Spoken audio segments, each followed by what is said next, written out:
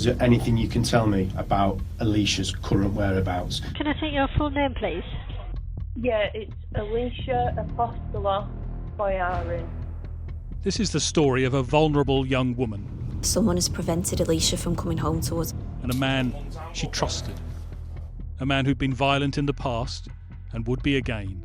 How Alicia's life was taken, we don't know. This is the first time the full story is being told, with tragic missed opportunities. And the question that remains, where is Alicia?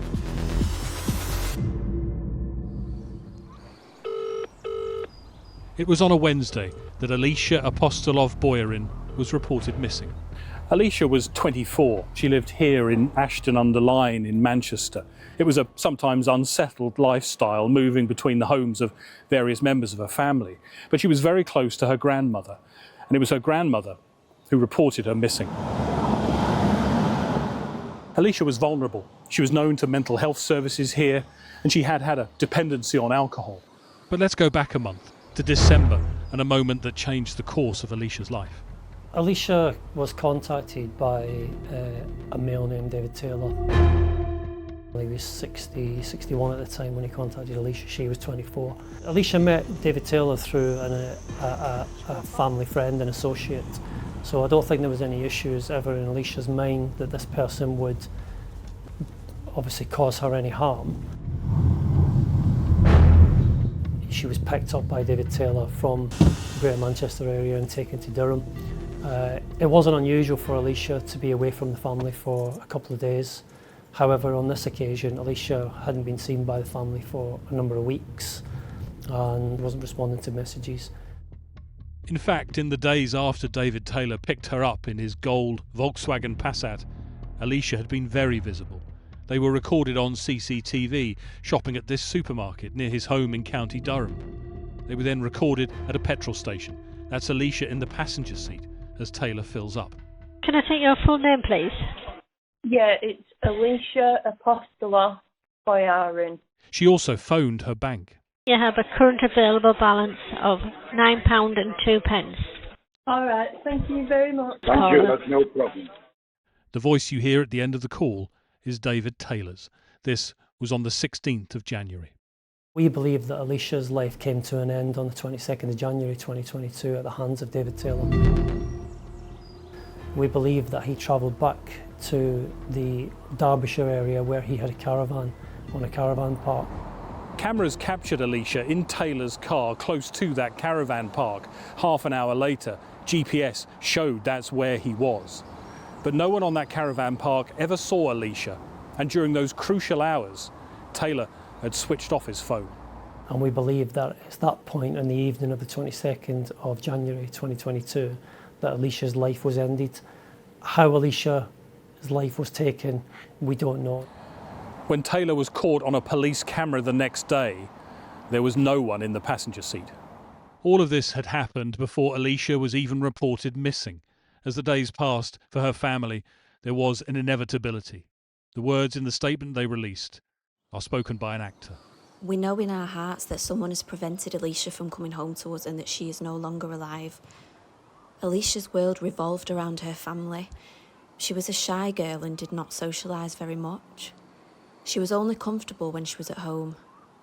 Not knowing where Alicia is or what has happened to her is torment. It was then the police were given Taylor's name by the man who'd introduced him to Alicia. All right, and you've been arrested on suspicion of murder. You don't have to say anything, but it may have been defensive. You're not mentioning your own questions. For 5 days he was held and questioned. Have you killed Alicia? Do you know if Alicia has been killed, Dave? He never answered and was released without charge. But David Taylor had a violent criminal past. In 1983, a postmaster in Ashton was shot and injured during an armed robbery. Taylor was jailed. He admitted carrying out other armed robberies as well. He just got out of prison 10 years later when he kidnapped a van driver, threatening him with a shotgun before leaving him tied up and gagged. What followed was a manhunt for a man police described as armed and extremely dangerous. He is an intimidating figure. He will intimidate people to get what he wants out of them rather than what they want. He will use people for his own end, his own gains. At the time Taylor was under arrest for killing Alicia, he was subject to what's called an IPP, imprisonment for public protection. It's a controversial, indeterminate sentence for people considered dangerous, but who hadn't been given a life sentence. All the while, police were continuing to investigate what happened to Alicia. When they were searching Taylor's home in County Durham, they found ammunition. That was enough to see him recalled to prison under that IPP. With Taylor behind bars, police needed to prove that Alicia wasn't alive. Her body hadn't been found, and it would take them 2 years to build the case against him. In February 2024, David Taylor was charged with Alicia's murder. A few months later, detectives went to see Taylor at Franklin Prison in Durham. He'd said he wanted to talk about Alicia's whereabouts. We believed at that point he may tell us what had happened, so we deployed 2 officers from our team to go and visit him in prison. There was a short break. Very, very shortly after the officers returned into the room, David Taylor produced what is believed to be a makeshift shank and stabbed one of the officers in the chest. The officer spent days in hospital. Taylor was charged with attempted murder, but his violence doesn't end there. Taylor is now in Wakefield Prison. It's 3 weeks before he's due to go on trial for stabbing the police officer a year ago, almost 4 years since Alicia died. On CCTV, with 2 convicted murderers, you see him enter the cell of a child killer called Kyle Bevan. Bevan was found the following morning, described as tidily tucked up in bed and dead from 25 stab wounds. Taylor would go on to be found guilty of Bevan's murder and the attempt on the life of the police officer, but not before he had another surprise for police. He'd always denied killing Alicia, but then asked for an unscheduled court hearing. He was produced via video link from a prison down south. And during the hearing, he was asked by the court whether or not he was guilty or not guilty of Alicia's murder, and he said, yes, I killed her.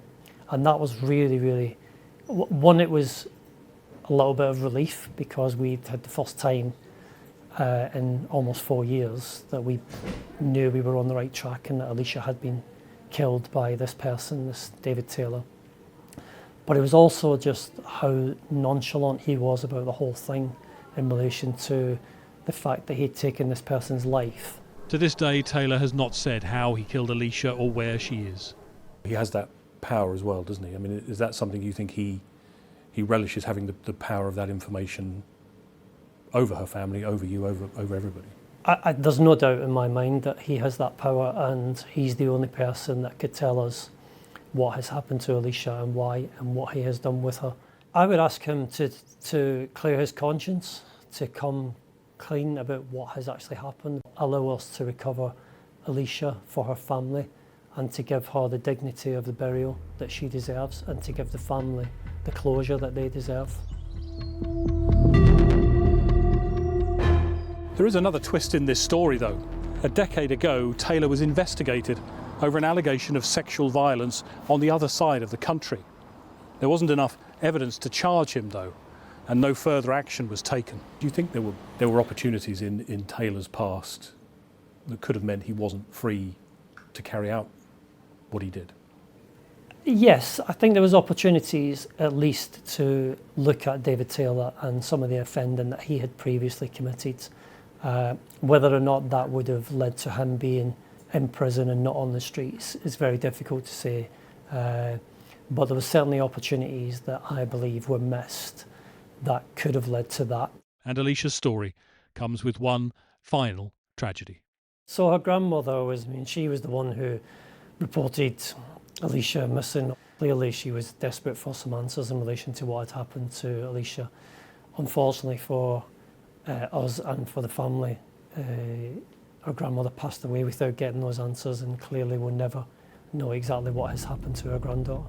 And that mystery remains. In all the years, all that violence, a young woman's fate. David Taylor will spend the rest of his life in prison, the only person to this day who can answer that question. Where is Alicia?